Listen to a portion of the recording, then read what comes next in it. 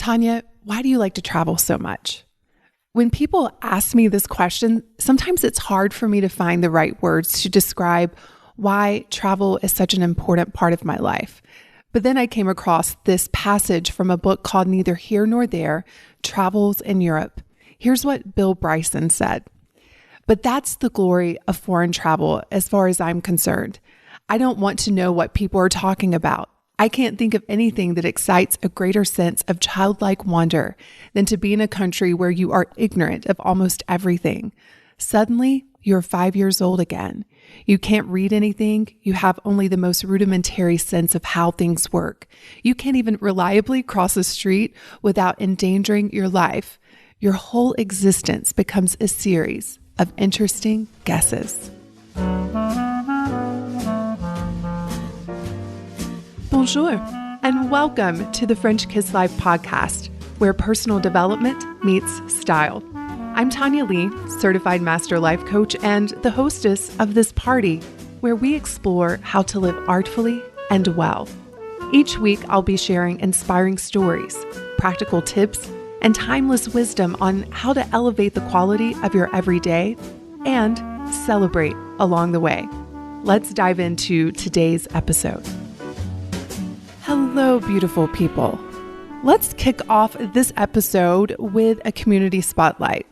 So this spotlight is on Care222.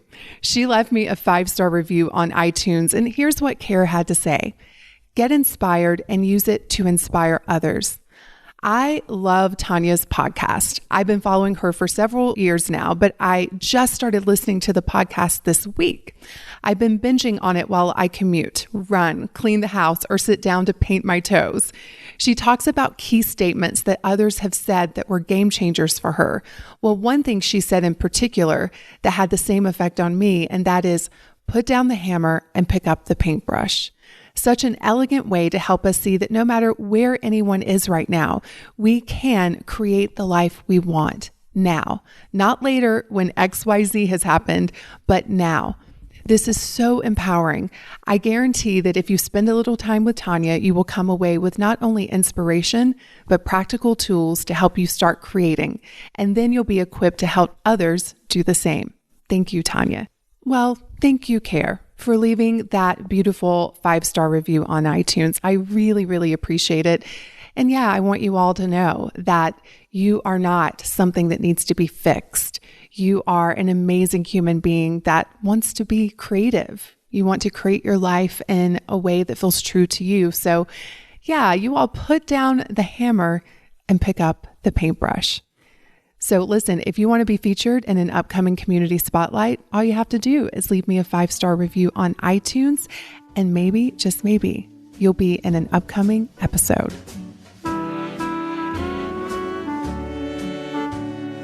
Welcome to the travel edition of the French Kiss Life podcast. I decided to switch it up a little bit because I get asked about travel a lot, and I thought, wouldn't it be fun to do an entire podcast on the questions that you all have about travel? And it's also at such a fitting time because I'm about to leave for a 7-week European adventure. Well, in fact, tomorrow I leave for New York City for a week, and then I come back for 3 days, and then I'm going to have a quick turnaround, and then I'm heading to Europe. So I thought I would share some of the things that have really helped me to travel with more ease and elegance and grace, and to also answer your questions. So what I did is on Instagram, I asked you if you wanted this, and 99% of you said yes. We want you to do a podcast on travel. And then I asked you what your pressing questions were. And so that's what I'm going to be answering for you today. So when I was going through the questions that you all had, I realized that there were some specific categories. So many were around mindset. We had some on logistics. We had a lot around packing, which I'm not surprised. And then also money. So let's start with mindset first, because mindset is everything. And that applies to travel, to career, to relationships, to life. But let's just talk specifically about travel mindset, because we had a lot of questions around how do you plan and execute travel in a less overwhelming way? How do you avoid overwhelm? How do you deal with travel anxiety? So let's just talk about overwhelm, because a lot of you think that overwhelm is because you have an upcoming trip. You think it's because you have lots of things to decide and to plan and to pack. But you've heard me probably say it before on the podcast if you've been around for a while. Overwhelm is a feeling being created by the thoughts in your head. This is super, super important. It really has nothing to do with packing. It has nothing to do with the travel logistics. It has to do with what you're telling yourself about it.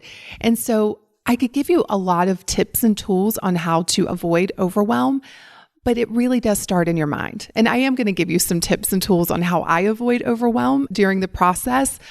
But I want you to also monitor what is happening in your head, because you could follow all of the tips and still experience overwhelm because your mind's just going crazy. So for me, in order to avoid overwhelm, I have to, number one, manage my mind. And let me assure you all, I'm having to do this on the regular these days because, as I was saying, I'm about to leave tomorrow to go to New York, and then I come back and have 3 days, and then I'm off again to Europe. And if I didn't check in with my mind, I would be a hot mess right now. If I didn't monitor and manage my own thoughts, I would be an overwhelmed mess, because my mind already is saying things to me like, you're not going to be prepared. You're going to forget things. This is going to be a mess. And you have to understand all of those things are just thoughts. And they're thoughts that don't serve me, and they definitely don't help me get organized and to plan and to execute. So the first step is to manage your mind around travel. What are you telling yourself around it? Do your thoughts produce overwhelm, or do they produce ease and calm and excitement? You know, when I think about travel, I want to be excited. I don't want to be an overwhelmed mess when I arrive. And so you have to check in with your mind, because again, like, I can give you all the tools, but inevitably something is going to not work out the way you expected, especially when you travel. You'll probably forget something. You will probably have a delay at the airport. And so I want you to understand that even when those things happen, you can maintain a sense of poise and calm and not spin into overwhelm. Now, on a practical level, when it comes to overwhelm, it's all about planning. So I love to plan ahead of time and really be thinking about, what do I need to pack? Where am I staying? What are the must-sees that I want to experience? And when I plan well, then I reduce the potential for overwhelm. My brain feels safe. My brain's like, okay, she's got this. But even on those days when I don't plan well and I'm getting ready to go on a trip, I still don't have to produce overwhelm for myself. I can still be like, you know what? It's all going to be okay, because it always is. And then I can just let go and relax and enjoy my trip. Now, the other thing then, and this has to do with packing, is that I have a 72-hour packing rule for myself. Now, sometimes I break the rule. It's more like 12 hours or 24 hours. But what I've noticed is that when I have things ready 72 hours before my trip, again, there's less room for overwhelm. And then I have those 72 hours to think about anything else that maybe I want to take or I don't want to take. It just gives me space to think through the whole packing process. So for example, as I was saying, I'm going to New York and then I come back and I have 3 days before I leave again. So I'm already setting out piles of things that I intend to take with me to Europe. And again, it just, when you have a plan in place, I feel like it just helps your brain relax and it's less likely to spin into overwhelm. So if you want to reduce your overwhelm and have more ease in your travel, make sure you plan ahead of time and you manage your brain. So the next question is, Tanya, I'm terrified to fly. Do you have any advice for me?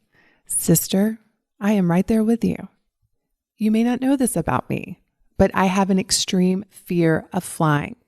It's so bad that my friends either A, laugh hysterically at me during the entire flight, or B, they refuse to fly with me. I was on a flight to Morocco last year with my 2 best friends, and we hit turbulence, and I grabbed both of their legs and they're like, Jesus, Tanya, would you calm down? I'm like, no. But I still get on a plane and I still go to the places. There's a really beautiful quote by Andre Gide who says, "Man cannot discover new oceans unless he has the courage to lose sight of the shore." And that's how I feel around flying. For many of us, it takes a lot of courage because we are afraid to be 30,000 feet in the air with our feet not on the ground. But when I focus on where I'm going, when I'm focused on the destination and arriving safely, I realize it's so worth it. And this is such a metaphor for all the things, right? You think about your dreams and your desires, and it's uncomfortable to pursue them. And a lot of times we don't pursue them because we're not willing to feel that discomfort, but we have to have the courage to go after it. And so I'm going to share with you some practical tips on how I deal with my anxiety around flying. So the first thing is to know the facts. I remember one time I was on a flight and we were in heavy turbulence, but I had Wi-Fi. And one of the ways that I dealt with it is I got on the internet and I Googled statistics about turbulence and flying safety. And what I found out is that the chances of an air disaster is approximately 1 in 3 million. 1 in 3 million. So that means you would need to fly one time a day for 8,200 years to have 3 million flights, which means the likelihood of any of us being involved in an airplane crash is extremely, extremely low. The second thing is that I don't fight the feeling. And this is for life in general. What we resist persists. So I allow the feeling. I'm like, come on, anxiety, here we go. I was expecting you. You always show up whenever I get on a plane. And then I just talk to that part of my brain that's freaked out. I remind her that the statistics say that most likely this is not going to happen. And then I visualize myself arriving at the destination and how excited I'm going to be and how amazing it is. And so through allowing the feeling and then visualizing the outcome that I want, which is to arrive safely, I'm able to just be with the emotion, not fight it, and then replace it with the images that I want my brain to focus on, because the brain knows two things: the words you speak and the images in your head. And so I began to speak positive words to myself and imagine beautiful things, which really does calm down that reptilian brain of mine who's convinced that the plane is going to fall out of the sky. And then the third thing that I have found to be helpful with travel anxiety is to distract myself. So while I'm feeling the emotion, I know it's there and I'm talking kindly to it, I also put on music, like crazy loud music in my ears. And I don't know why that works, but it's almost like it takes my mind off of any turbulence I may be experiencing, for example.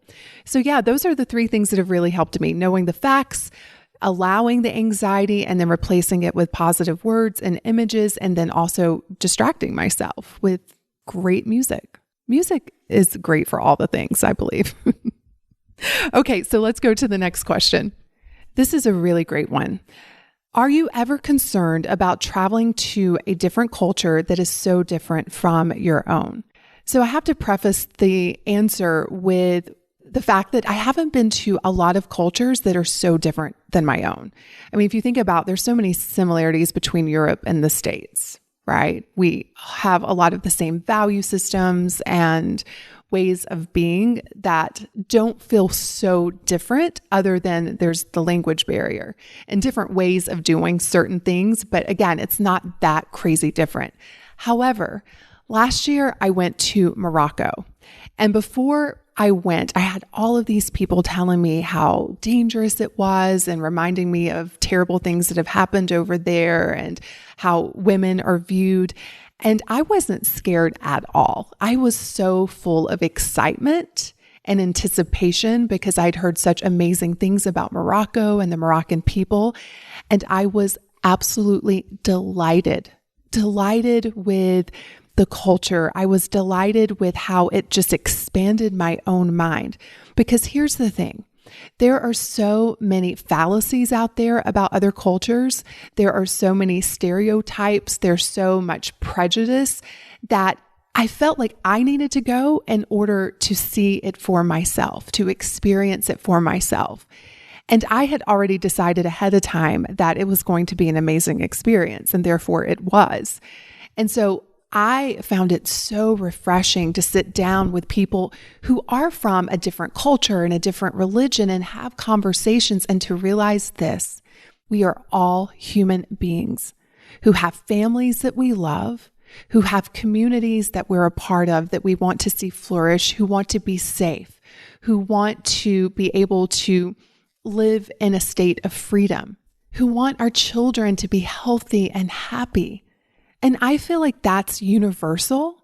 Now, are there outliers in every single culture? Of course, but I feel like that's one of the main reasons why we need to travel. It's what Mark Twain said when he said, "Travel is fatal to prejudice, bigotry, and narrow-mindedness, and many of our people need it sorely on these accounts. Broad, wholesome, charitable views of men and things cannot be acquired by vegetating in one little corner of the earth all of one's lifetime." So for me, it's really strange. I have anxiety around an airplane, but I have so much trust in the humans and humanity. And so therefore, I'm not afraid to travel to new cultures. In fact, I'm looking forward to exploring even more cultures that are very different from my own, so that I can be a better human being, so I can have a bigger view of the world, so I can be open-minded, so that I can learn and really be a part of this amazing, amazing human experience, which I believe comes from being acquainted with other cultures and having compassion and kindness. So yeah, that is my A to that Q. So here's another mindset question that I feel like so many of you can relate to, and it's: how do you travel peacefully? I feel so much pressure to do all the things. So I'm really curious where else that shows up in your life, right? Like, think about it. We typically have FOMO in everyday life. We can be sitting at home at a dinner party thinking, oh, I should be downtown at that other party I heard about. And I find that this especially shows up in travel because we have this belief that this is our one shot. And when you're coming from scarcity and lack and fear that I may never come back to this place, of course, it's naturally going to evoke a sense of FOMO, fear of missing out. And so then you're going to pressure yourself to do all the things. And then you're going to be so tied to your agenda and running around like a crazy person all around the city or the countryside or wherever you are. And you're going to realize that you missed out on the serendipity of travel. I love what Lao Tzu says. He says, a good traveler has no fixed plans and is not intent on arriving. And then there's another great quote by Robert Louis Stevenson where he says, I travel not to go anywhere, but to go. I travel for travel's sake. The great affair is to move.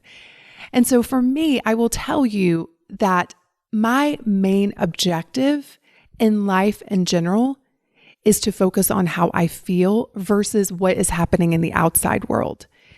And so because of that, because I'm always checking in with how I feel, if I see myself pressuring myself, if I'm in that state of FOMO, I work on my mindset.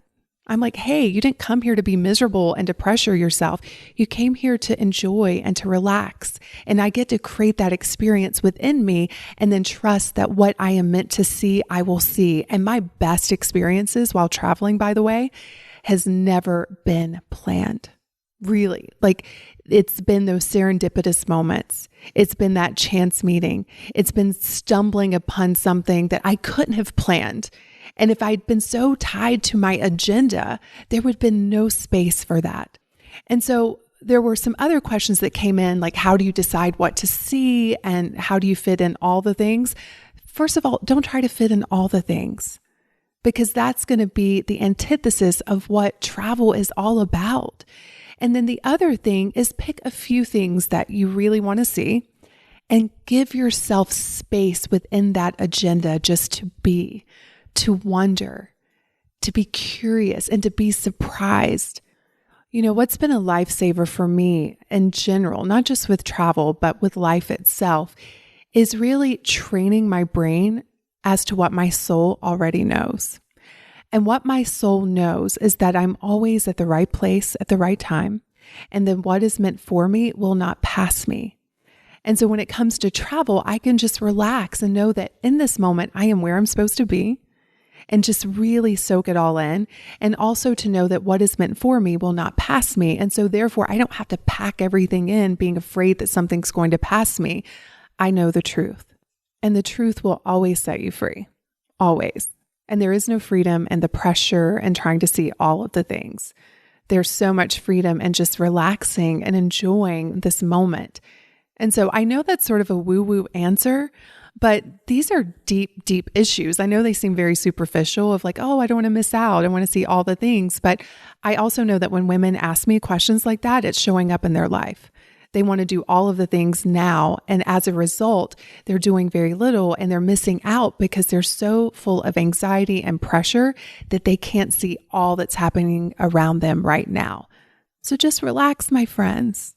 See a few things and then wonder and really see the world with new eyes. That's what travel is all about. Now let's talk about some of the more logistical questions. So one of them was, how do I deal with jet lag? And I can tell you, not very well.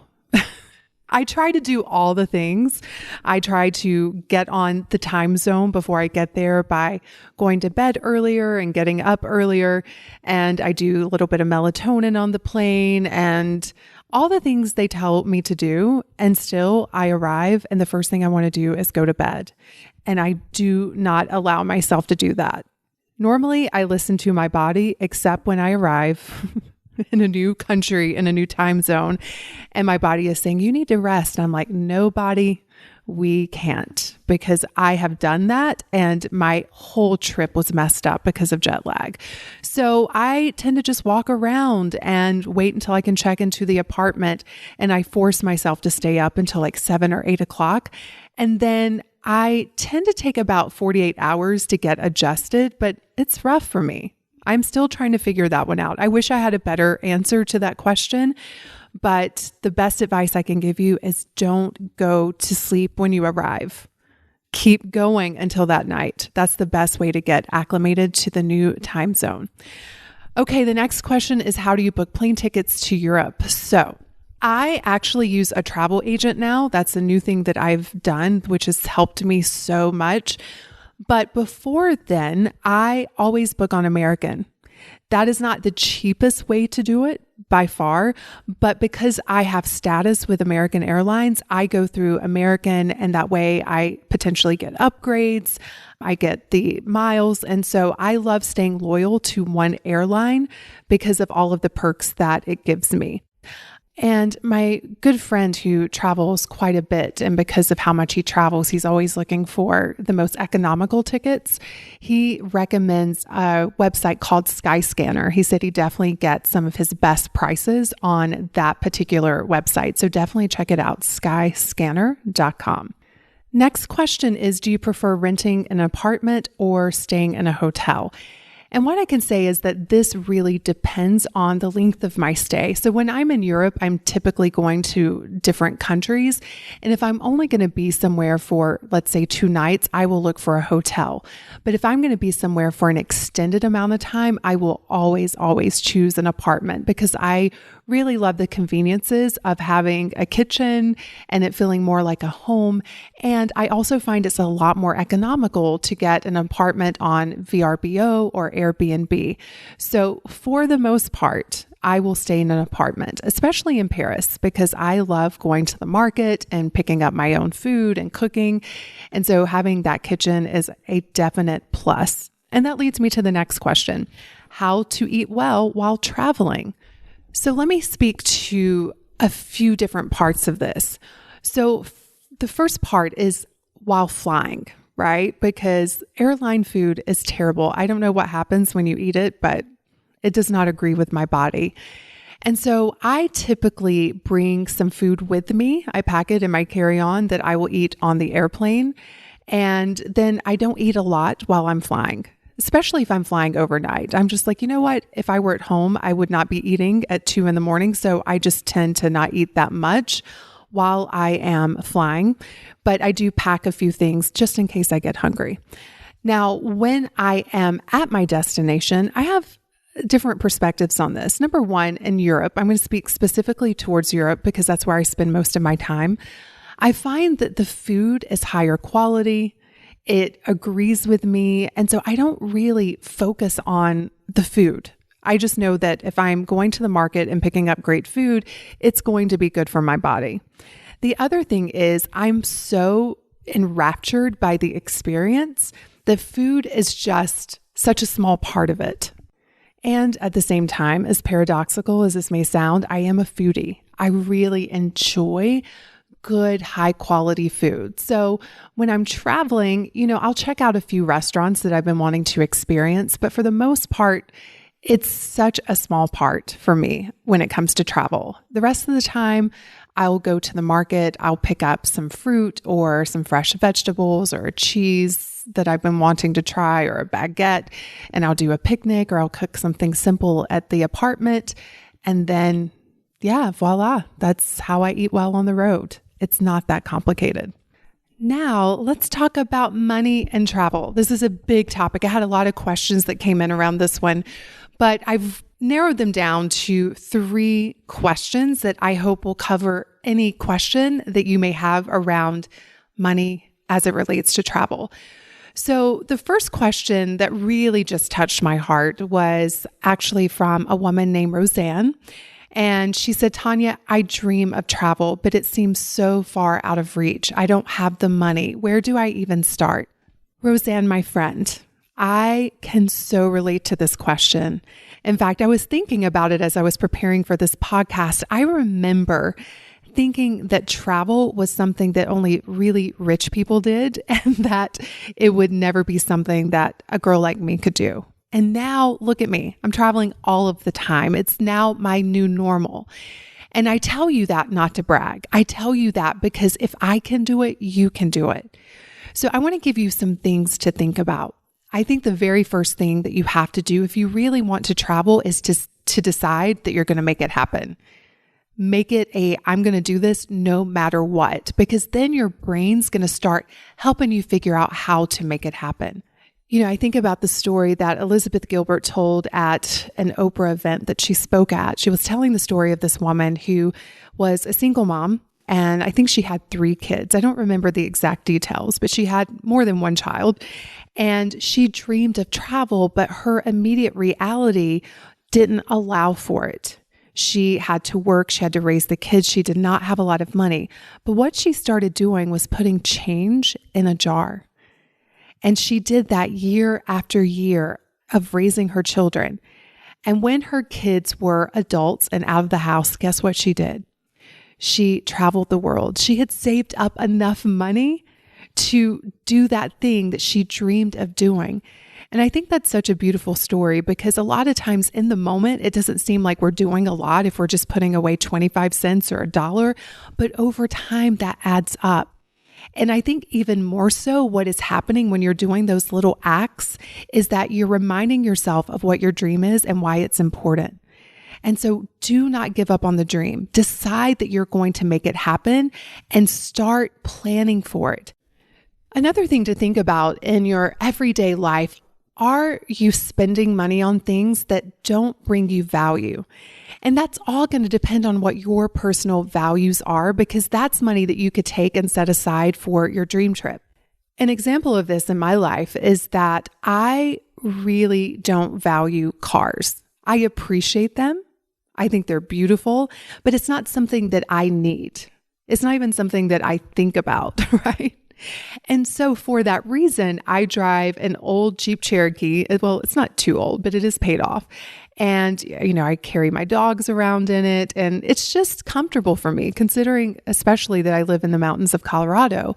And so that is money that I can set aside for travel. It's money that I can spend according to my own personal value system.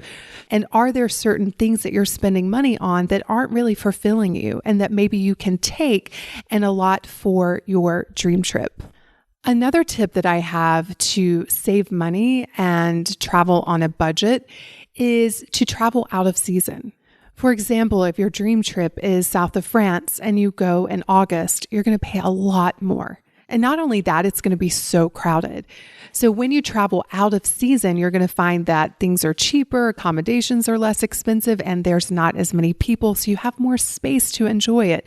So think about that place that you're dreaming of going and look at the best times to travel out of season so you can get more bang for your buck. Also, when it comes to accommodations, you can find some really good places to stay that don't cost an arm and a leg. Now, if you're staying in 5-star hotels, it's going to cost you a lot of money, right? But I've been over to Europe when I didn't have a lot of money, and I would find the cutest little places that would be like $80, $90 a night. So I know that there is a way. There's always a way, my friends. And when it comes to booking your flights, the earlier you book, the better rate you're going to get. And then typically, if you travel on a Tuesday, it's going to be less expensive. Midweek travel prices are lower because most people are flying on the weekend. So if you are flexible on when you can fly, always opt for the midweek flights if you want to save money. And then also, one of the things that I've noticed in traveling throughout Europe, and I get on some of these budget airlines, they charge you for everything. They charge you if you check a bag. They charge you if you have a carry-on. So if you know that you're going to be on a budget, just plan to pack light. Try not to check luggage, and you will definitely save some money that way as well.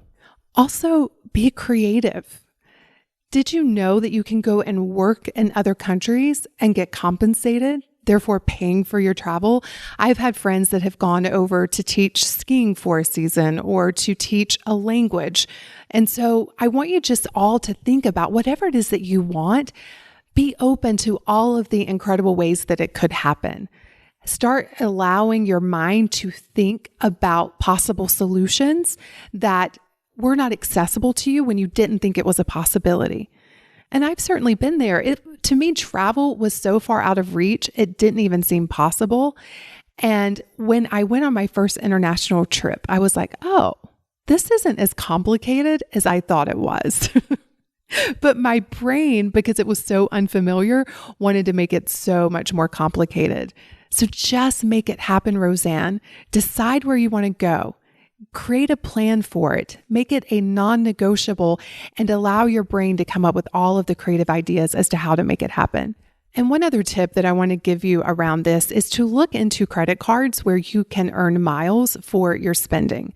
Now, this is not a challenge to go into debt, my friends. I like to pay off my cards at the end of every month, but I do love getting points. Like, I am a point hoarder. I even hate spending them once I've accrued them, which is crazy because that's what they're there for. But right now I have the Amex Platinum card for business, and I've actually talked about that one in one of my j'adores. But if you go to FrenchKissLife.com/Amex, you can learn about that card. But for my personal card, I have the American Airlines executive card. It's a black card. I think it's an executive card. And so I earn a lot of miles with that. Every time I spend anything personally, I attempt to put it on my card, and then I pay it off at the end of every month. And the bonus is I'm earning airline miles as a result. And so, Roseanne, maybe that's another option for you to help with the airfare, is to start using a card that you can accrue points, and then you can hopefully fly for free using your points. Another great question was when to splurge and when to save. I love this one. And what I can tell you is this is such an individual answer. It really depends on what is important to you. Are you more of a doer? You want to go out there and experience things. You want to go to the museums. You want to take the tours. Or are you more of a buyer? You want to go out and buy the things. Or are you more of you just want to be in beautiful environments? You really crave aesthetics. Or maybe for you, what really feeds you, quite literally, is food. You love going to the 3-star or 2-star Michelin restaurants. You really enjoy that experience. So I think what you need to ask yourself is what is really valuable for you and to you. For me personally, my top priority now when I travel is accommodations. I love staying in beautiful places, beautiful apartments or hotels. And so if I have to decide between accommodations or eating at really expensive restaurants or shopping or having Ubers, I will always choose the accommodations. I will cut back on my food budget. I will cut back and take public transportation, and I'll go without the handbags because that's what means the most to me. And so my splurge is on accommodations, but again, that doesn't mean it's going to be yours. It all depends on what you find value in. And there's nothing wrong with whatever your answer is. If you're like Tanya, I love having all the handbags and all the shoes, and that's why I'm going to Italy, then own that, honor it. I love shoes and handbags too. I just prefer beautiful hotels over those two things. So that is my A to that Q. Now let's talk about packing. I had the most questions about packing. And what I know from running retreats in Paris is that this is like the number one anxiety producing experience for a lot of women when they go on a trip. And so let's talk about it. The first question was, how do you not let packing stress you out? I just choose not to be stressed out about it. It really is that simple. In my mind, I'm like, the worst thing that can happen is that I forget something. And guess what? Wherever I'm going, they will most likely have it. And if I need it bad enough, I can buy it. Literally, that is the worst thing that can happen. But yet we stress ourselves out so much. So first of all, I just don't want to be stressed about packing. And so I choose not to be. But I will say, having my 72-hour packing rule, as I was saying earlier, it just gives me the space so that I don't create more pressure on myself. And then above and beyond that, I find that having good luggage and a good system also helps to take the pressure off. So that leads to the next question. Someone asked me about my favorite luggage and how I organize my packing. So I've talked about it in a previous podcast in one of the j'adores, but I am in love with Away luggage. In fact, you can go to FrenchKissLife.com/away to see the brand that I'm talking about. But I like it because it's well made and it doesn't cost a fortune. In fact, I just invested in a new piece from them. I got the medium size luggage because I'm about to go over for not only vacation, but also work. So part of my time in Europe is going to be hosting my Paris retreat. And because of that, I have to take more than I would normally take on a trip. But the medium size I'm going to take with me after and leave my large one in Paris so that I can travel a little bit lighter. But other than my Away luggage, I love my makeup organizer. And I talked about that last week. You can go to FrenchKissLife.com/makeup organizer to see the one that I'm talking about. It's brilliant. And then packing cubes. I love my packing cubes. And this was like a new discovery for me. I actually talked about it in a previous podcast about my packing struggles. And someone said, hey, why don't you get some packing cubes? And I immediately went out and got some. And what a brilliant concept, my friends, just to keep everything organized. And so I have my packing cubes, and then I also have my toiletry bag that hangs up. And that's been a game changer as well. So instead of having everything in Ziploc bags, it's just, I put everything in that toiletry bag. I unzip it. I hang it up wherever I am. All my stuff is right there, super organized. And so I find that the more organized I am, the less stressed I am about travel. And if you travel a lot, I highly recommend that you get duplicates of everything so that when it's time to go on a trip, you don't have to transfer things over. You just grab your other travel case and off you go. Next question was, how do you look chic on a plane and still be comfortable? I love this question. So to look chic and to be comfortable on a plane, there's two color combinations that you can never go wrong with. And that is black and gray or black and camel. And so for me, I always wear pants on a plane. Never jeans, never a skirt, never shorts. I always wear pants because airplanes typically tend to be cold, especially on long flights, but I also want comfortable pants. And so I have this really cute pair of, I guess they're called jeggings. They're like leggings, but they look like jeans, but they're a really soft material. And so I will travel with those, and I'll do like a really soft tee with a really comfortable sweater, like a camel sweater. I'll wear either sneakers or flats, and I always bring like a big wrap in case I get cold on the plane. I have an extra layer. And so that is just a very minimalist, chic approach to dressing for a flight. I also just bought some cashmere joggers that are super cute. They're super soft, and I'm excited to be wearing them, especially in the fall and winter season, because they'll keep me warm. But they're very chic. They don't look like regular jogging pants. They are well made. They're really beautiful. And so I'm probably going to wear those on my upcoming flight with just a white t-shirt and then probably my camel sweater. That way, if I get hot, I can take the sweater off. If I get cold, I have my wrap that I can wrap around me as well. Another question that many of you asked was around shoes. What shoes to bring? And that's really going to depend on where you're going and the season. So I'm going to speak to this question from my upcoming trip and what I typically pack for Paris and for Europe in the fall and the winter. So of all the things, shoes take up the most space. So I think we need to give the most thought to what shoes we take, not to mention that shoes are the most important thing because you're going to be walking around and you want to be comfortable. And so when I'm packing my shoes, I'm always trying to figure out what are the most neutral and the most comfortable shoes that I have. And then I build my wardrobes around that. And the cool thing is you can get really good at mixing casual with fancy. I've been known to wear like a really beautiful dress and throw on my Sam Smith Adidas tennis shoes and walk around Paris because it's actually very chic to do that. Also, I love my Stuart Weitzman boots. I have the 50/50s that come up to my knees. I actually have some ankle boots, and I just find that Stuart Weitzman shoes, for the most part, work really well on my feet. And I'm all about comfort, especially if you're going to be walking around all day. You don't want to be miserable. You don't want to have blisters. So yeah, like black boots, tennis shoes, and then a really great heel. It could be a nude heel that will go with everything, or it may be a black heel. It's really going to depend on what your clothing selection is. But for the most part, we don't need more than 4 pairs of shoes when we travel. And with that said, it's okay if you bring all the shoes. Again, this is about what feels good for you.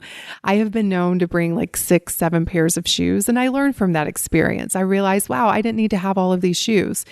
But if you're someone who loves having all of your shoes with you, you can do that. Just know it's going to take up a lot of space, and that is space that you may want to save for something else. And that's a great segue into the next question. Do you go for a minimalist wardrobe or do you just bring a big suitcase? Me personally, I just bring a big suitcase. I like having a varied selection, and I also really enjoy clothes. And so for me, that's just how I like to travel. It's not to say that that's the right way or the wrong way.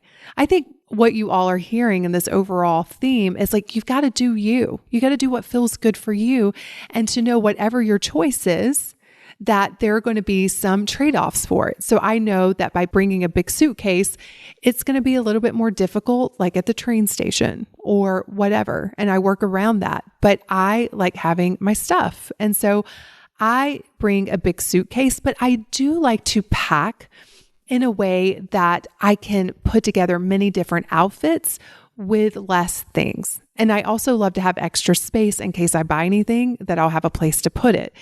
And so my wardrobe isn't minimalist, but I make sure it works together. So for example, I'll have 1 pair of jeans, and then I will have many different ways that I can style that pair of jeans so I can get different looks. So maybe I bring a blazer that also works with another pair of pants or a dress or a skirt. It also works with the jeans.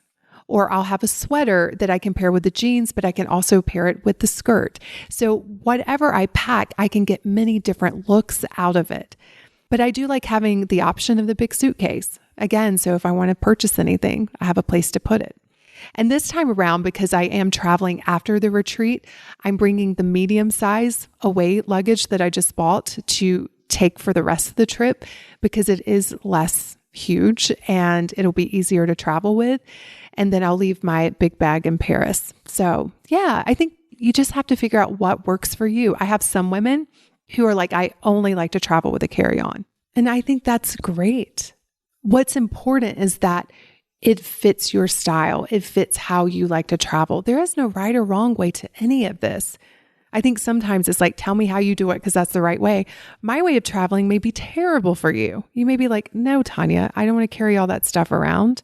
I don't care about where I stay. I'm more into this. I'm more into traveling lighter. And so again, you just have to check in with you and what feels right and true for you. That is the lesson, my friends. So the last question was around working while traveling. So Jessica wrote in and she says, I never feel like I can turn off while I travel. How do you do it? So like you, Jessica, my travel usually includes work, right? Because I travel so much, if I didn't work while I traveled, I wouldn't produce anything, right? And I love that I have that flexibility and that freedom. And I also know when I travel, I want to have my downtime. And what that requires is planning ahead of time. And so I'm very clear on what needs to be done while I'm gone. I schedule it in my calendar, and then I schedule my downtime in the calendar. And if I follow my calendar, everything works out. It really is that simple. So for example, I'm going to be in the south of France before Paris, and that is definitely going to be a working vacation. I've got some initiatives I'm working on over there, some projects that I'm super excited about, and I have planned them in my calendar. So there will be chunks during the day that I'm going to be working, but then when I'm not working, it's playtime. I turn my brain off and I go out there and enjoy wherever I am. And that's the hardest part, I think, especially for entrepreneurs, is turning your brain off and letting go and enjoying yourselves. But it's so important. We need space to live. We need to enjoy our travels. We need to enjoy our life. And that doesn't apply just while we're traveling. It also applies when we're at home. At a certain point, you just have to turn it off and enjoy the life you have around you right now. And I just find by scheduling and planning, I'm able to do that. And I feel like I'm doing a better and better job every single year. Then after Paris, I'm going to take some time off. I'm going to enjoy my travels with my girlfriends. I have a couple of calls planned that I'm super excited about. And I have a couple of things that I'm going to be filming. But other than that, that's my vacation time. And so it all bleeds in together for me because so much of what I do is my life and my life is my business. But it's about finding the balance that works for you. And again, schedule, plan ahead of time. Look at what doesn't need to be done immediately and put that on the agenda for when you return because you're traveling. Give yourself space to enjoy it.